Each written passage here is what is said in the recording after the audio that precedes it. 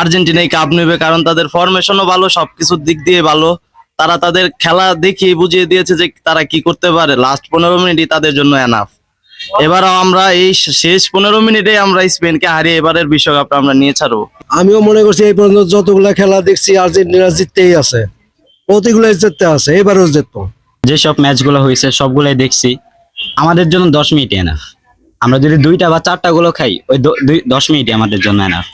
4টা গোল দেওয়া আমাদের জন্য কোনো বিষয় না। আমরা আর্জেন্টিনা সাপোর্টার হয়ে একটু বলতে পারি যে আমরা 2026 সালের কাপটা আমরাই নেব। ওস্তাদের মার শেষ রাতে আমরা 10 মিনিটে গোল দেওয়ার মতন হেডাম রাখি। আর্জেন্টিনা জিতবো ইনশাল্লাহ, 3 গোল দিব। 20 তারিখে আর্জেন্টিনা 3 গোলে অবশ্যই জিতবে। 20 তারিখের খেলায় আপনারা কয় গোল দিবেন? এটা খেলার মুভমেন্টে বোঝা যাবে কত গোল হবে, তা আশা করি আমরা জিতবো ইনশাল্লাহ। 20 তারিখ ফাইনাল ম্যাচে আর্জেন্টিনা স্পেন কোন দল বিজয়ী হতে পারে? আর্জেন্টিনা জিতবে। আর্জেন্টিনা কয় গোল দিবে? এটা 2-0-তে জিতবে। 2 গোল। জি। 3-0 2-0 3 দেওয়ার চান্স বেশি। আর্জেন্টিনা 3 গোল দিবে? হ্যাঁ হ্যাঁ, হ্যাঁ, আপনি শিওর? শিওর।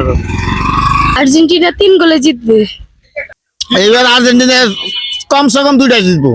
আর্জেন্টিনা 3 গোলে জিতবো। 3 গোলে জিতবে বা 3 গোল আমরা জিতে কাপ নিবই। খেলার উপরে নির্ভরশীল। আর্জেন্টিনা 3 গোলে জিতবে।